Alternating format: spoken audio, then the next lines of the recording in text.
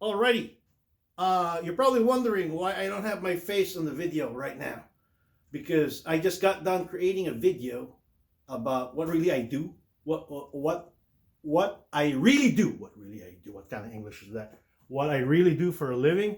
And again, my phone, which is the one taking the video, I got a text again. And I actually, a Facebook message saying, hey Marcus, when are you going to continue on that part 3 or whatever part that is that we were at regarding the reloading part, because I kind of promised that I was going to create a continuing video. And now on the other items that you would need, I know part 2 I went through I created a video on exactly what you would need other than the reloading system right here, right? In the reloading system and the dice which is basically the bread and butter and the workhorse of everything that you do. But it doesn't stop there, all right? Yeah, I was just doing 2, 2, 3, 5, 5, 6, and I just got tired. Come on, my 300 round. Yeah, kind of brag about that, right? See what you can do when you're reloading yourself. I don't have to go to the closest ammo place and worry about ammunition. If you got a stock of stuff, you can go ahead and kind of crank it up. So I have a dedicated cabinet here just for all my junk, all right? Just for all my reloading stuff. Obviously, some of the stuff that you would need are, first, your bullets. Second, your brass.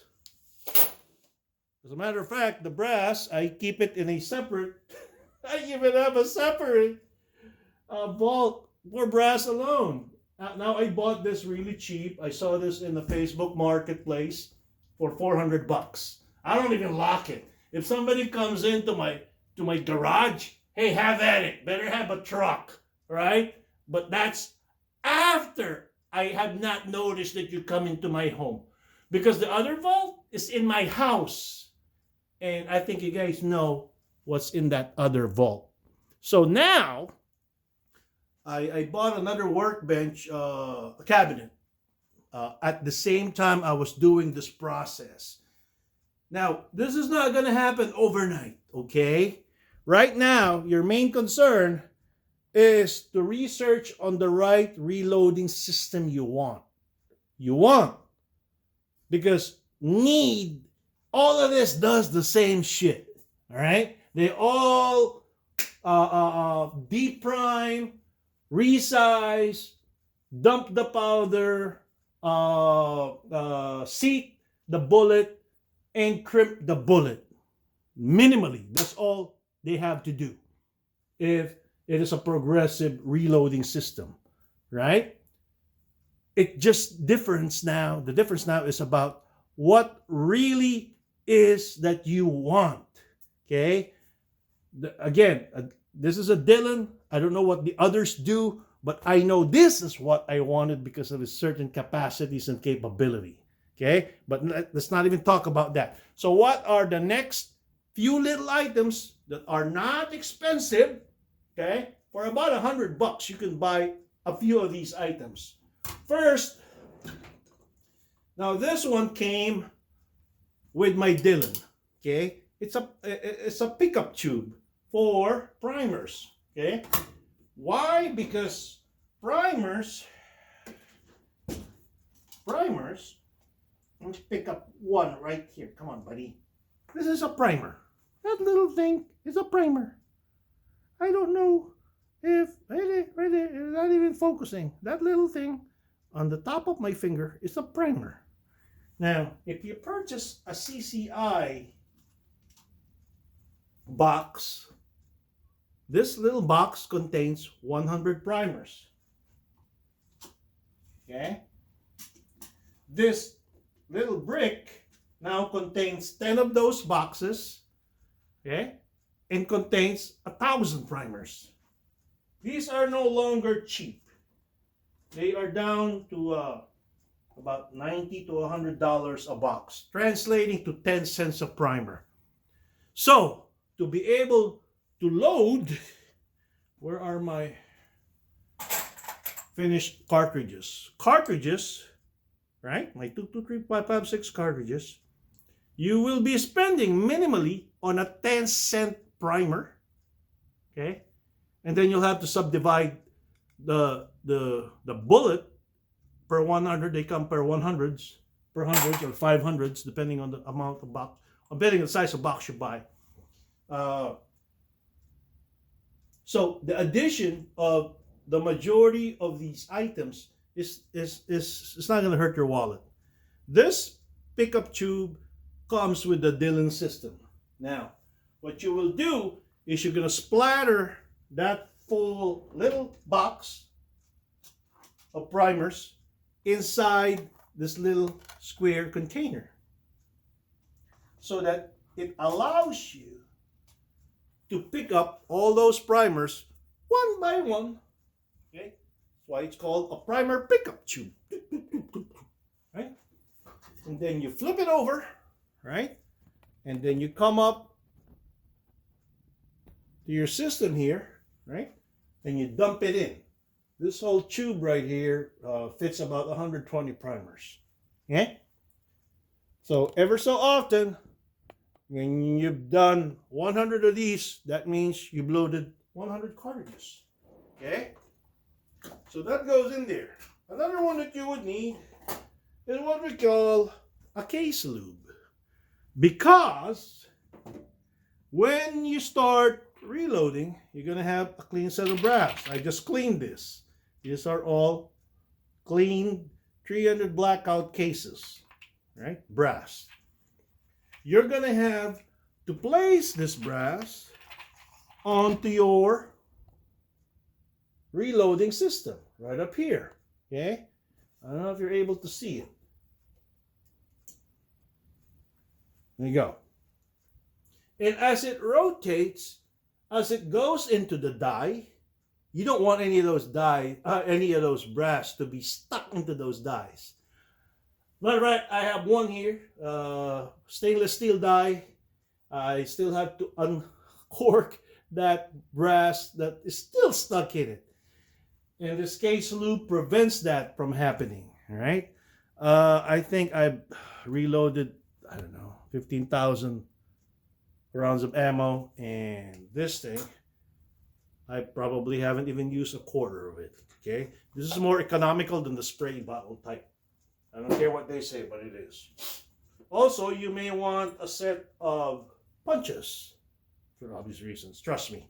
This thing can be a little dicey. After a few thousand rounds, 2,000 to 3,000 rounds, you may want to clean it. And sometimes they get a little bit stiff. These are the best tools you can have. Plus, a few of these, right? A few of these, I don't know what you call them. You know? Okay, you may also, you will need one of these, yeah, because after a while, you're not gonna come up trouble-free in reloading this stuff, right? And reloading this and coming up with the final product. There you go, the final products. Why do I say that? Because once in a while, you're gonna have ammunition cartridges that are just messed up, just like that. 223s. I have a few 40s in there, and I have a few 9mm. I don't have any 300 because what I did was, after you've tested some of these and slapped it into an ammo checker, right? Just like that. Some of them will fail. And you just don't want to throw them away for obvious reasons. So what you want to do is separate the bullet from the brass.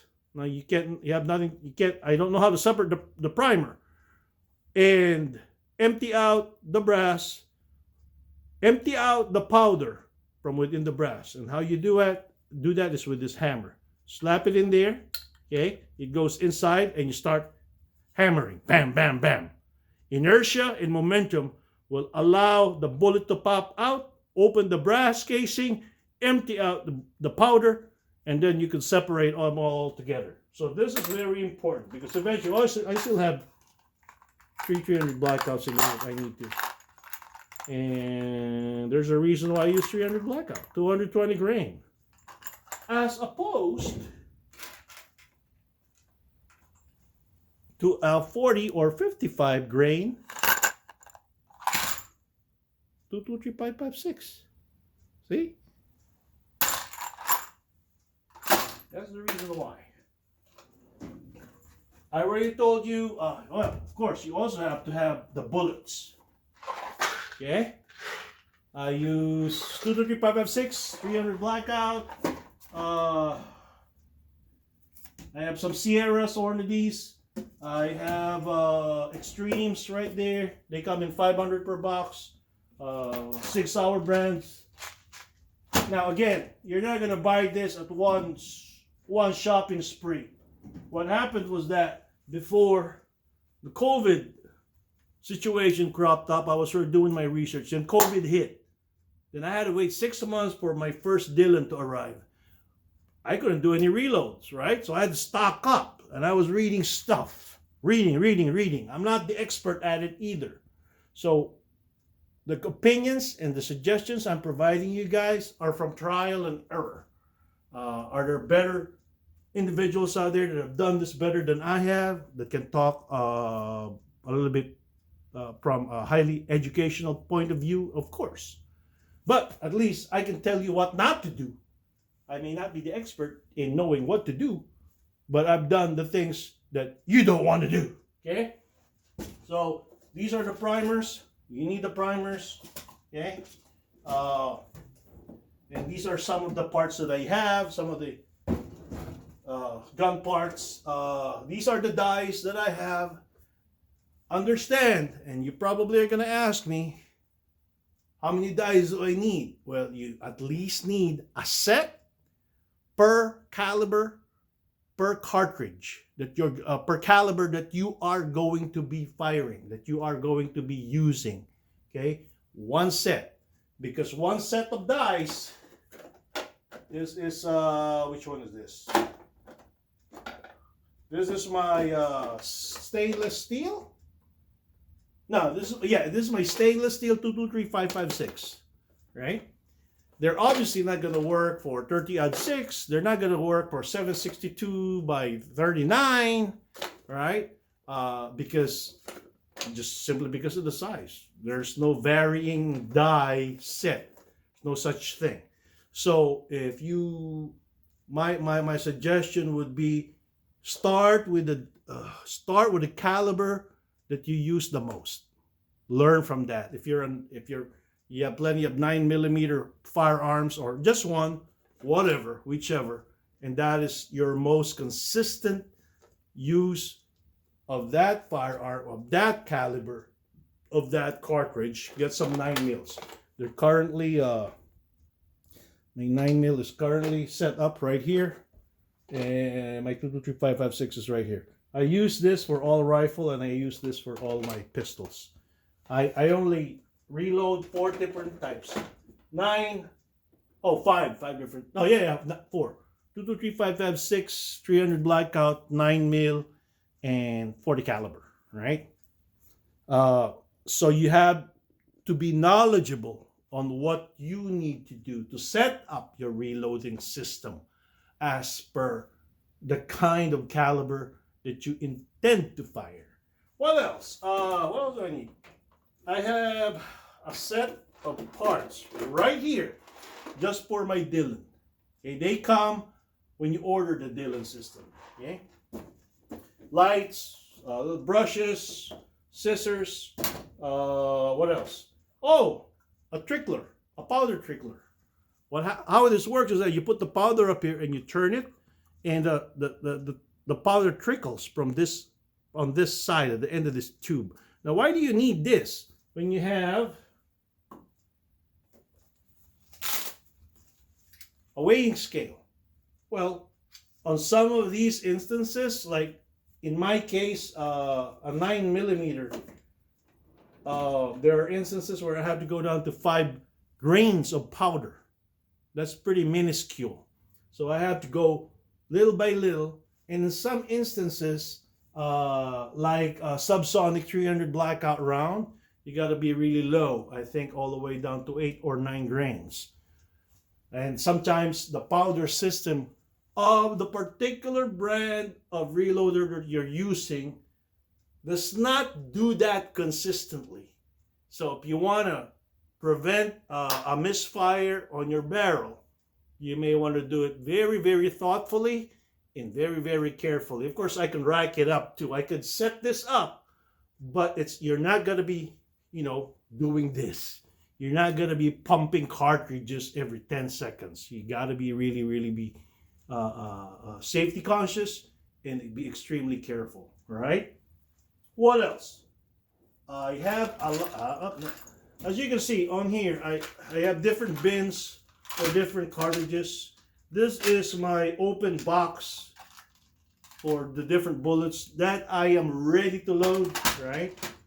These ones are the ones for the ones that I need to disassemble. Okay. I don't do that often because when I do it, I want to do it like per 100. I also have a set of bins here for different brasses on different, how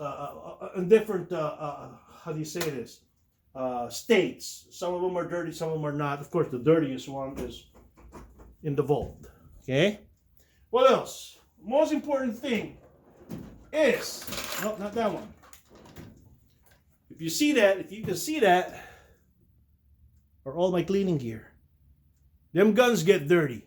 And even reloading systems get dirty.